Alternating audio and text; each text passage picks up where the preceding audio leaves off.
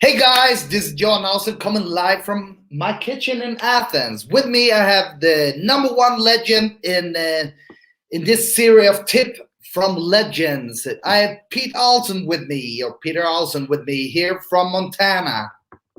How you doing, Peter? Hey, good, Johan. How you doing, man? Great to have. Appreciate you having me on here. This will be exciting. Thank you. Awesome. So we're gonna talk about right now with this spread of the corona and the troubling time right now. A lot of people is looking into a home-based business. Peter here has been working with home-based business for 26 years, 25?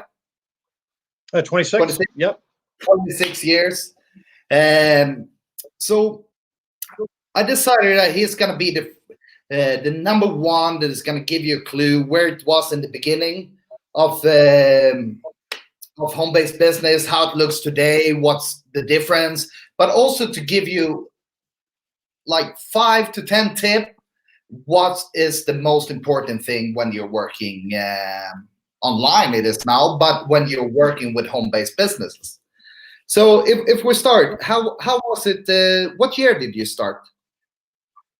I started in 1994 when I was a naval officer down in San Diego, California. And, though I was full-time naval officer and making a good income, my mind was always dreaming about entrepreneurship when I was doing my job. So I knew that the entrepreneurship was in my blood, and I saw an ad in the paper because that's how we advertised back in 1994. That's how we got prospects, little classified ads in the paper. And I went to a Tuesday night meeting, and the rest was history. And I joined a company called Equinox International. Was very, very fortunate to have probably the top female network marketer of all time, Sherry Sharman, as my mentor in San Diego. And she taught me so much. So that's what I did. As Jim Rohn always said, I worked full-time on my job in the Navy as a naval officer, and I work part-time on my fortune. And so I do my job during the day, and then at night would go to the meetings. Because back then, Johan, there wasn't any internet, or it was just AOL was just kind of starting. So there was none of this, right? And so the way we worked back in 94 is we rented desks from the company. So we go into an office. So I had a desk that I rented for $300 and some a month, and we'd run classified ads in the local paper and drive people in to the Tuesday night, Thursday night, and Saturday morning meetings. And then there's a training. And so one meeting would build on the next.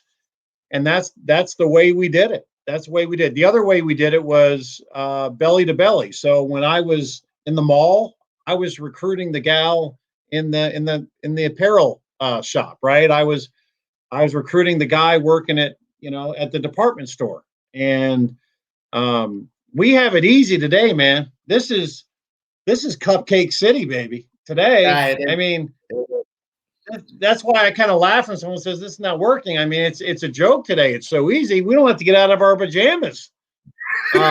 So anyway, it's crazy. It's crazy. So that's kind of how we did it back in 94 and belly to belly and driving people into a Tuesday night and Thursday night opportunity meeting.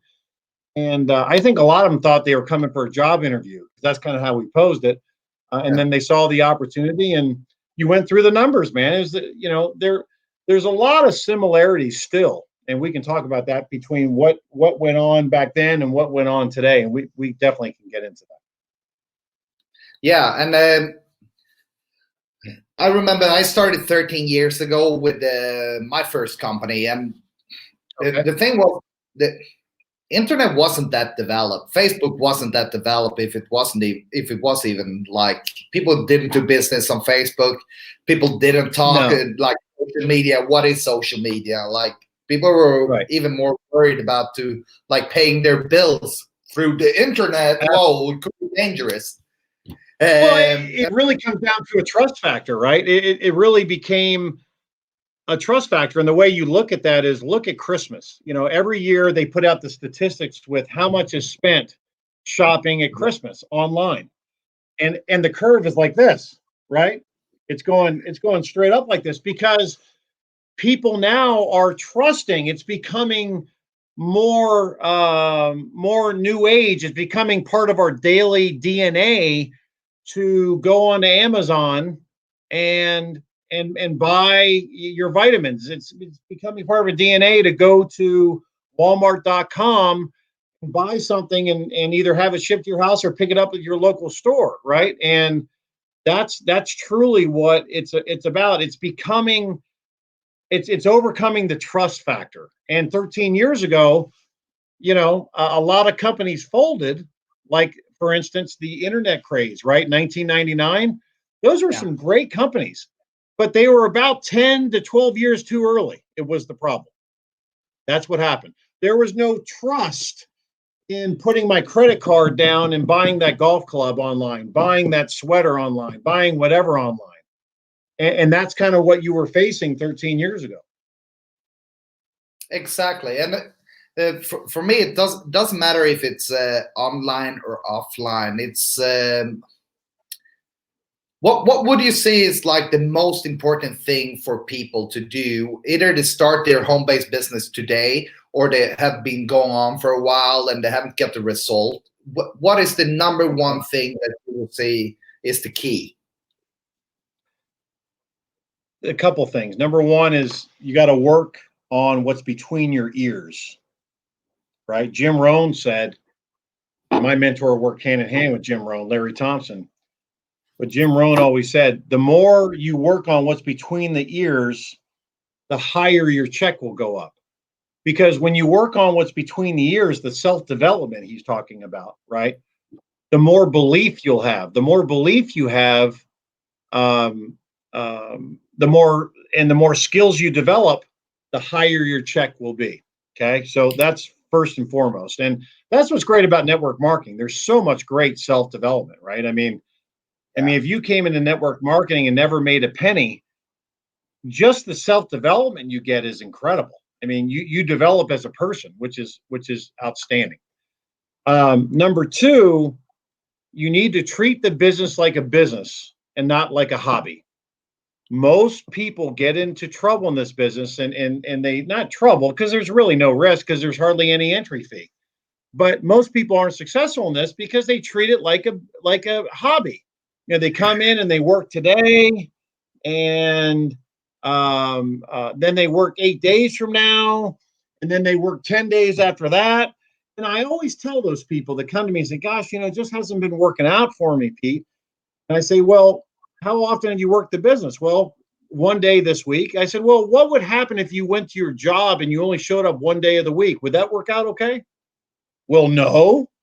Well, of course not, right? So why would you expect your business to work out if you're only putting one day a week into it? So I always talk about, guys, it doesn't matter how long every day that you uh, put into your business. It doesn't matter if it's 10 minutes a day, 15 minutes a day, 30 minutes a day, an hour a day, 8 hours a day, like I do if you're full time. It doesn't matter. But if it's 20 minutes a day, make it the best 20 minutes of your day. Lock everyone out, shut the door, let the family know that, hey, this 20 minutes is dedicated to my working my fortune, working my side hustle, working my business, right? And be consistent. I always say 5 or 6 days a week at whatever time frame you can do every day. And that's the key, consistency. Okay. I'll take the average talented guy who's consistent over the super talented guy or gal that only works the business once every week, once every 10 days. So treating the business like a business and not like a hobby will go a long way just in itself. And being consistent. When you treat it like a business, you do a little bit every day, every day, every day. And then the third thing is really having a good daily method of operation, right? Daily method of operation. And your daily method of operation should simply be revolved around IPAs, income producing activities. Straightening out your desk, putting away file folders, putting away paper clips doesn't count. Okay. Income producing activities are just a couple things. It's prospecting, right? Asking people if they're open to your product, service, or opportunity, following up on those prospects, doing one piece of marketing a day like this, Johan, right? Or a Facebook Live or a YouTube video, okay? And then the occasional three-way that maybe you have to do with someone in your downline. But if you're doing anything other than that, you're wrong. Period. End of story. Okay? You're wrong. As one of the biggest mistakes that bigger network marketers make is they try to manage their downline. They go into manage mode. And that is one of the biggest deadly sins you can make as you grow. You should always act as if you don't have anybody in your downline. Those are magic words. Act as if. Okay. You should always act as if you have no one in your downline. You're on day one. It's hustle time. Because really, the greatest thing that you can do for your downline is to lead by example. How do you lead by example? You lead by example by recruiting, retailing, right? And what are those things? Those are prospecting every day, following up, doing a marketing piece, right? Doing three-way calls, income producing activities. That's the best thing you can do for your downline, being the best example of what you want them to be. And, you know, if you're telling them to do different things and you should be recruiting doing this way and doing this, and you're not putting any numbers on the board, Houston, we got a problem. Because they're going to look at you and say, hey, he's all mouth and no action. I want all action and less mouth. Make sense? Absolutely, absolutely. And then the DMO and the consistency is like, it's so important in the business. And of course, number one, like you said, working on your skills. Because when you're starting up a home-based business, what I often see is that people like, oh, I come from this background, like, oh, I've been a lawyer, I've been working in a supermarket, and they're trying to take those skills into network marketing instead of looking like it's, okay, I need to become, it's a new profession, I need to learn some few skills. The skills we need to know in network marketing, it's fairly easy to learn them, I will say. We have one job. I mean, I had this conversation this morning. I told one of my new reps that I onboarded, and the conversation was you have one job to do, and that job is to ask people if they're open to your product, service, or opportunity. That's it. That's it. Hold on one second. Yes. Yeah. Okay, that's okay. All right, I'll be out in a second. 1 second, Johan. Yeah, no worries. So, guys, if you have any questions for Peter, write it in the chat so you will. Okay, I'll be right back. Like I said, Peter is a living legend when it comes to network marketing. He's been building huge business. He's a top income earner. I'm back. You're back. Ask your questions in chat. I appreciate that. My gate wasn't closing, so I didn't want my dogs heading out, 19 miles west of town on me. So I was going to tell you, I was finishing what I was saying. So we have one job. One job as network marketers. The great thing about network marketing is, we don't have to merchandise. We don't have to ship. Right? We don't have to hire employees. We don't have to have accounts receivable. We don't have to get a brick and mortar store. We don't have to do anything, guys. That's what's so great about this business. We can come in at such a low barrier of entry for a few $100, and we can own a multi-million-dollar business and make more than the guy that owns the McDonald's, right? And he has $40,000 worth of overhead every single month. He paid $1.1 million to get his franchise, et cetera, et cetera. So the one job we do have is very simple, and this is all we should be doing. Asking people if they're open to taking a look at our product, service, or opportunity. Hey, Mark, are you open to take a look at my business? Hey, Sally, are you open to take a look at my business? Hey, Mike, are you open to take a look at my business? Hey, Sally, right? That's all we have to do. And we point them. We ask them if they're open. If they are, we point them to a video and we follow up. Guys, that is all we do. That's our only job. It's boring. It's boring as all hell. But that's all we do. That's how we get wealthy.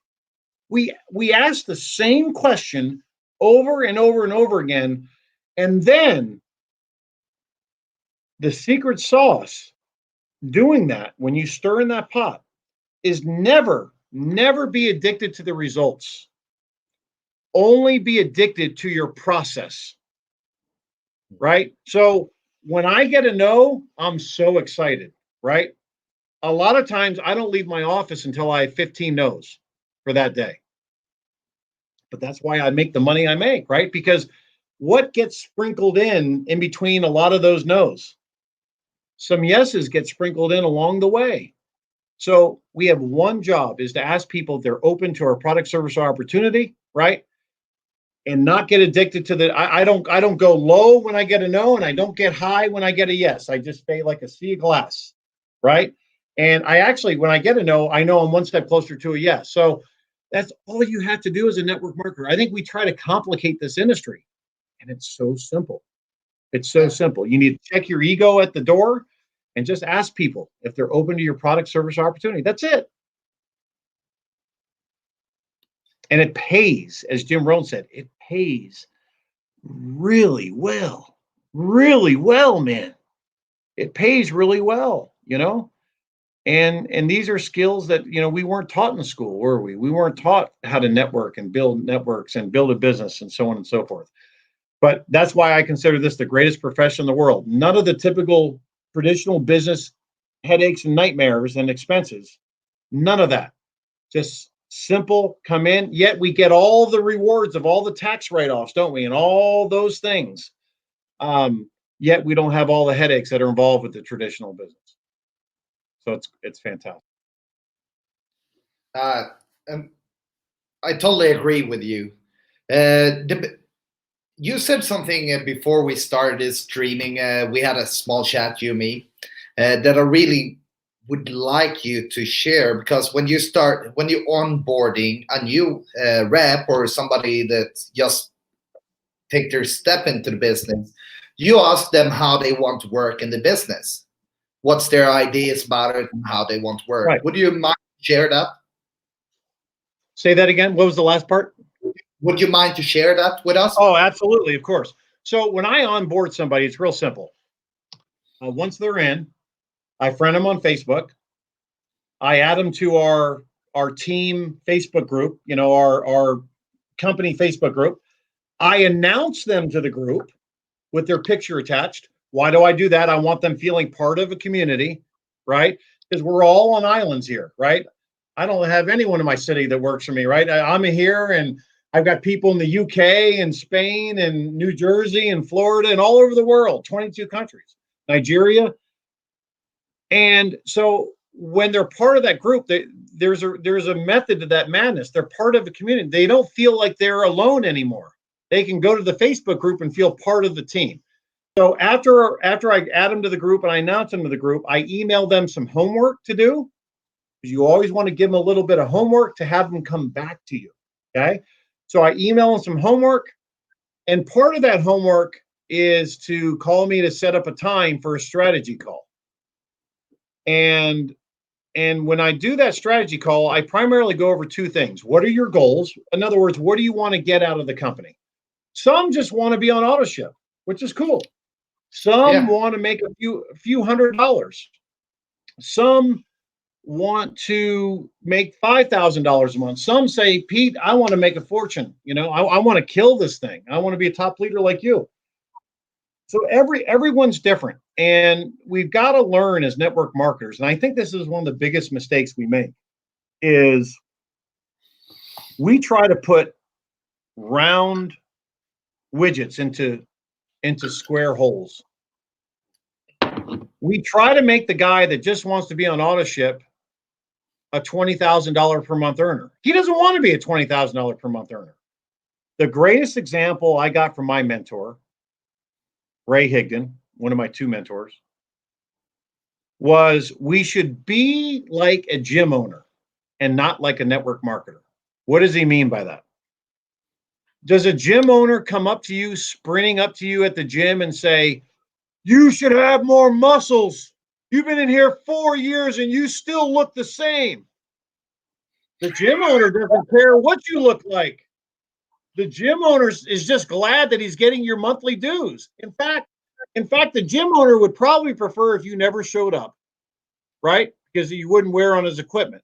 But the gym owner doesn't care if you're big into fitness like I am, or you're at the gym, but you don't do any working out. You're just talking to everybody, or you never show up. He's just grateful that your dues are being paid. We should do the same thing as network marketers. We should allow, as Jim Rohn said, to let the 33 percenters be the 33 percenters, let the 66 percenters be the 66 percenters, and let the 100 percenters be the 100 percenters.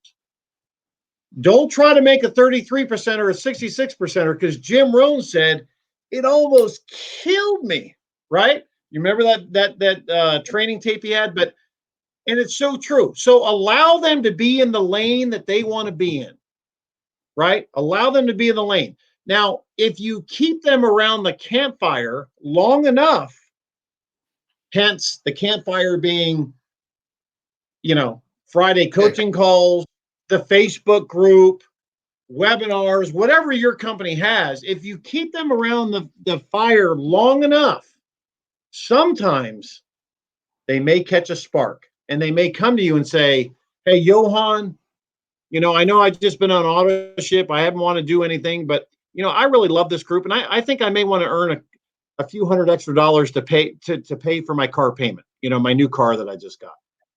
Could we set up a plan? And then you set up a plan. But that's why you have the strategy call, to kind of see where they are mentally, right? To see what their goals are. And if they do have a goal, the second part of my strategy call is, if they do have a goal of wanting to build this out and make an income, what is your strategy? What is your plan for building this out, right? Is your plan to do YouTube videos? Is your plan to go to the mall and recruit? Is your plan to do, have meetings in your living room? Is your plan to dial network marketers? Is your plan to do Facebook ads? Is your plan to recruit on LinkedIn? What is your plan? And how can I help you in that plan as your servant leader, if you will, your upline, and that way that gives them some, you can give them some advice. If they say, hey, Pete, I've been a big, I love doing home parties. And I just love doing that. It just makes my heart sing. Well, I would never do home parties. I don't like them, but I will help Sally if she wants to do home parties, right? I'll come in on a Zoom, or I'll come in on a Skype and make the last little, close, if you will. So it's about them and how they want to build, because if they're building the way they want to build, they'll stick around longer. Yeah. Right. And then if sometimes they'll say, hey, Pete, I'm kind of interested in learning kind of how you're building too now. But again, allow them to be in the lane they want to be in. Allow them to tell you kind of what their ideas are towards building. And if they have no idea and they want your input, go over the different types of different things, the possibilities, and ask them what sounds best for you and how can I guide you. So that's what I do on an onboarding situation. And it just gets them started on the right track. That makes them feel welcome, and then makes them feel like they have a little bit of a plan. Instead of most network marketing companies and most network marketers, they recruit someone and that's it, right? Yeah, leaving them. That's it. Now, I'm not saying babysit.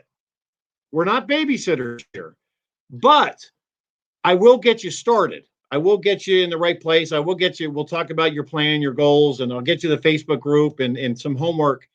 But I always tell them, after that, it's up to you to dial me when you need something. I haven't mastered the psychic mind reading ability yet. So I can't read when you need something. You need to call me up. You need to Facebook message me. You need to text me. You need to do something and let me know what question you have, right? Let me know. And the other thing on that is I like to, when they start asking admin questions, I don't want to be their go-to when they have simple, basic questions. Maybe I'll tell them, have you looked at the website? Email support, your corporate support. That's why they're there. I don't want to be bogged down with that, but I will help them on certain cases. Like, hey, you should check over here. The answer is in this video, or point them to where they should go. And that way they'll duplicate the same thing. So you just want to do what you want to see duplicated in your downline. That's really, really important. It goes the same with the auto ship, right? I mean, I had that question today. What auto ship should I be on, Pete? Well, what auto ship would you like to see duplicated in your downline? Because they're going to do what you do. I said, do you want to be on the cheapest one? I said, well, that wouldn't make me the most amount of money. No, probably not.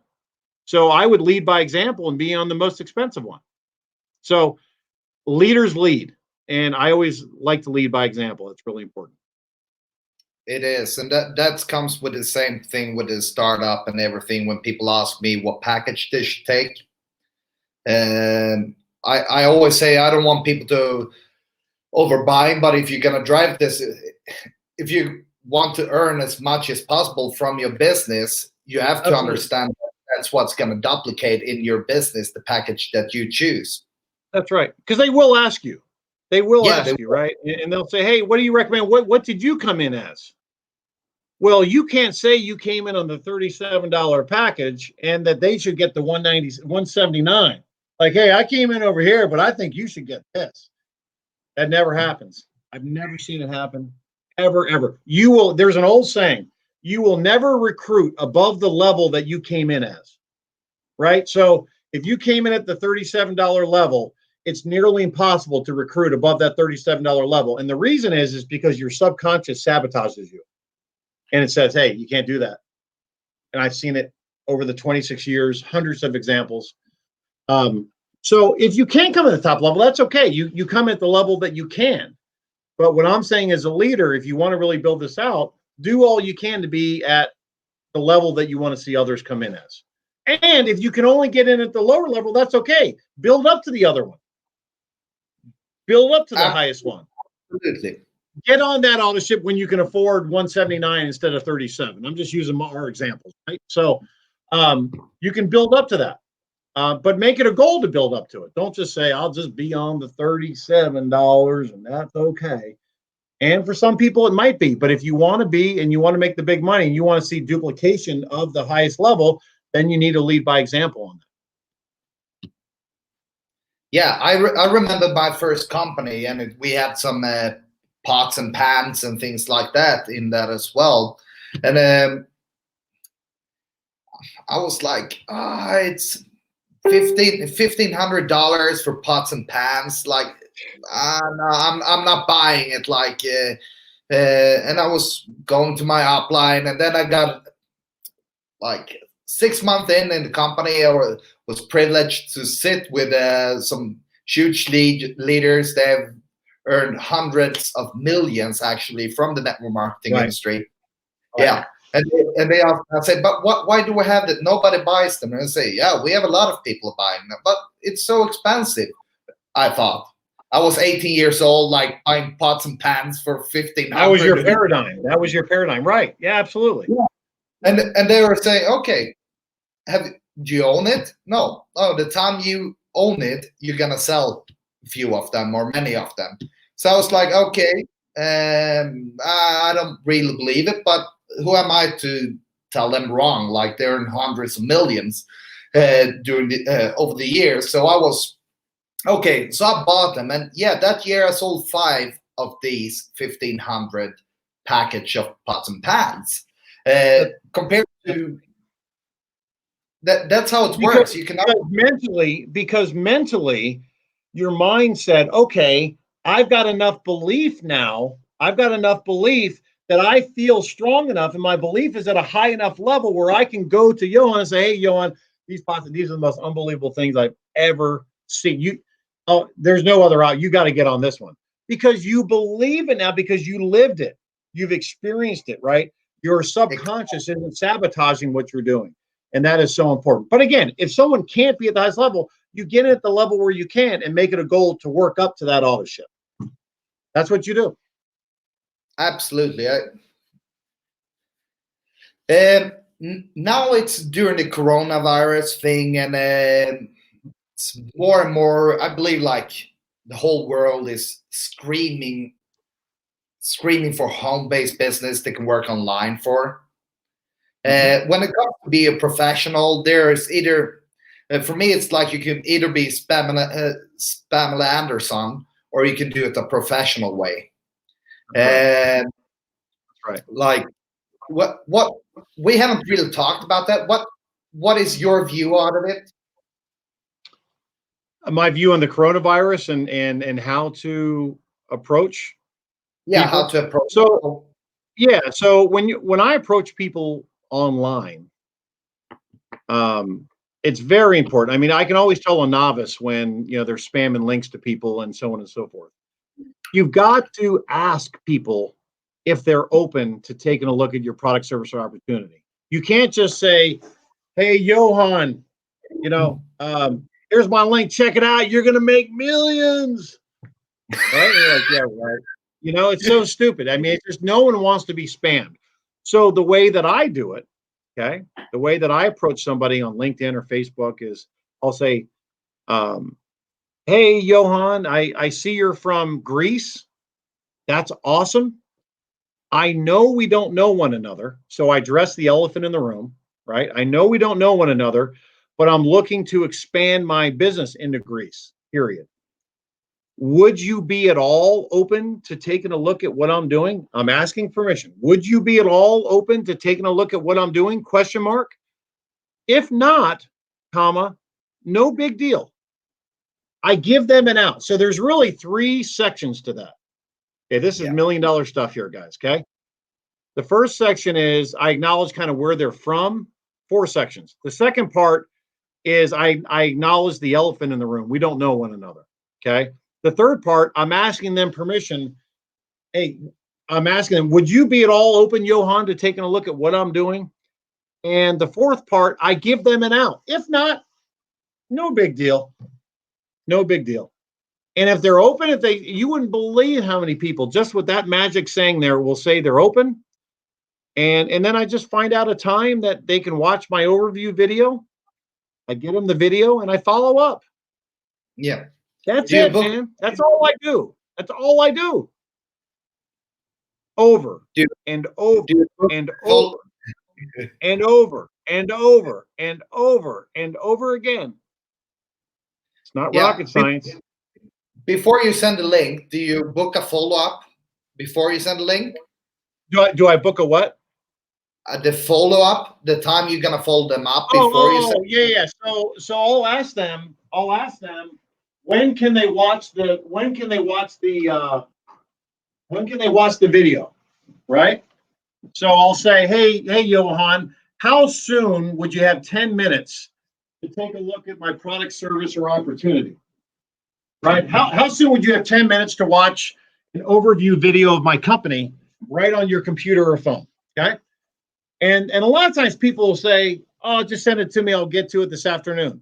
Hey, no problem. What time this afternoon do you think you'll be able to look at it? Just so I have a general idea. 4 o'clock. Fantastic.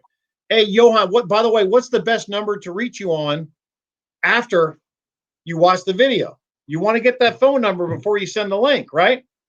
and then I give them my phone number just to make it a little easier pressure-wise. And then if they say they can watch it at 4 o'clock, and I know the video is 15 minutes long, I'll call them at 4:20. Johan, it's Pete. Hey, buddy, from LinkedIn. Yeah, great. Hey, listen, just calling you to follow up. Did you finish? Yeah, I finished. Great. What did you like best about what you saw? I just shut up. Let them talk. Okay. So now if they haven't watched it, then I'm going to posture up on them. I'll say, oh, wow. Okay. Ooh, wow. You didn't get a chance to watch that? Ooh, I'm not used to that. Okay. Well, when do you think you can watch it? Well, I can watch it tonight. Okay, no problem, Johan. But listen, I'm going to follow up with you since you're going to watch late. I'm going to follow you in the morning. But I ask you, my time is really, really busy. Please make sure you have that watched. because I've got so many people I got to follow up with, and there's a lot of people that want to watch this. Because if you don't watch it, I won't be able to get back to you for a few weeks. I hope you don't mind. Okay, gotta go. That's what I do. Yeah. That is the whole difference, and I see it in you, and that is what I really love. But people that are professionals, you have to stop being needy. Stop being needy. You've got the cookie. I've got the cookie. You want the cookie. Act as if you've got the deal. Not you. I do. Right? So you have to act that way. Posture. You have to act as if $10 million is in the bank. It doesn't matter if you have 10 cents. You got to act like you got 10 million in. Sherry Sharman said to me one of my first days, she said, Pete, I can tell you're going to be a big leader in this industry. But for now, you need to act as if you got $1 million in the bank. And that's really what it comes down to.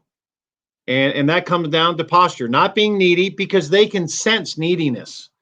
They can sense. If I say to you, hey, listen, Jan, hey, please make sure you have that watch, because I'm not going to be able to get back to you probably till the end of April. If we don't speak tomorrow morning, I'm so busy. I hope you don't mind. Right? That just shows posture, and it shows that you're super busy, and that, you know what? Hey, if you don't watch it, I'm going on, man. I've got a lot of other people that are interested in this. Don't be, oh, Johan, how come you didn't watch it? Why? How come, right? You don't want to be needy. No one wants to be with someone needy. They want to be with the leader that's doing things, making things happen. That's how it works. That's awesome, buddy. Good stuff. Yeah. I see here that the time is running, and I want to thank you for so much value that you have been giving, all the value you have been giving. And is there something else you feel like you want to share before we finish the live? Yeah. I would say don't put a time limit on hitting certain ranks or hitting certain incomes. I mean, either of the biggest earners in the world, in this industry, in every industry, been believers of putting a goal with the deadline. Don't put a deadline on it, right? I like to say, hey, I'm gonna work this business until I'm making 10,000 a month. I'm gonna work this business until I'm at double diamond director, or whatever your rank is in your company, right? I don't say I'm going to be a gold director by August, right? Because what happens is people get to August and they're not a gold director, and what do? A lot of them quit, right? So the better answer is, psychologically, I'm going to work this business until I'm a gold director. And then when I get to gold director, now I change that goal again. I say, I'm going to work this business until I'm a diamond director. I'm going to work this business until I'm a double. Don't put a time frame on it. Don't cap yourself, right? Because you don't have control of that. You don't have control of that. All you have control of is your daily method of operation, right? So some people may do that gold director in a year. It may take someone else 8 years because of whatever, but it doesn't matter, does it? I mean, if I told you that you could be making $8,000 a month residually in 10 years, would it be worth your daily method of operation? You bet your ass it would. Absolutely it would. So why are you in such a rush that this has got to be done in 2 months or you're quitting? You've been working your job for 40 years and you're not even sure if you're going to get a gold watch, right?